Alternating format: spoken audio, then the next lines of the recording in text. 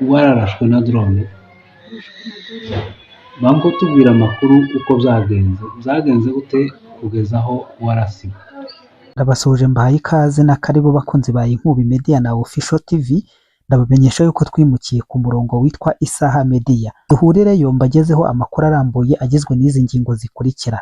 Ingingo ya mbere, ndahera mu Minembwe aho twirwaneho yabeshye ikinyoma nka kimwe cya Semuhanuka, bafata drone nshyashya y'umutupu bayerekana ngo niyo irimo irakoreshwa, bayerekana ngo kari drone bahanuye. Hagati aho ngaho murareba uno mugore uri ahangaha arimo aratanga ubuhamya bw'uko ngo yarashwe na drone ariko akaza kurangira abayeho.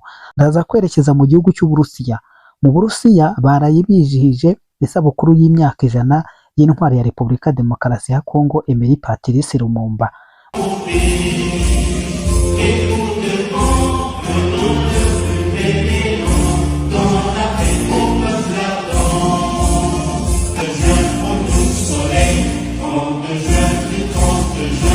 Jour sacré soit le témoin, jour sacré de l'immortel, serment de liberté, que nous lèverons.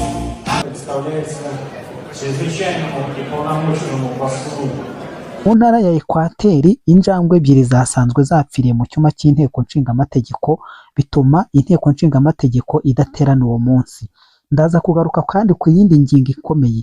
Hari ibaruwa abanyekongo bandikiye abanyarwanda, ni ibaruwa ikomeye ku rwego rwo hejuru kandi ikora ku mutima, ifite igisobanuro kiremereye cyane. Ndanyura iyi Antalya ni muri Turukiya. Muri Turukiya, Perezida Faci Beto yagiranye amasezerano n'igihugu cya Turukiya, aho abanyekongo bagiye kugirana ubuhahirane ndetse n'abanyaturukiya muri rusange. Ngo tuvuze ahangaha ndetse n'ayandi atandukanye tugiye kubirambura mu buryo burambuye nk'uko nari natangiye mbibabwira. Reka duhurire ku Isaha Media ubundi tuyagarukeho mu buryo burambuye.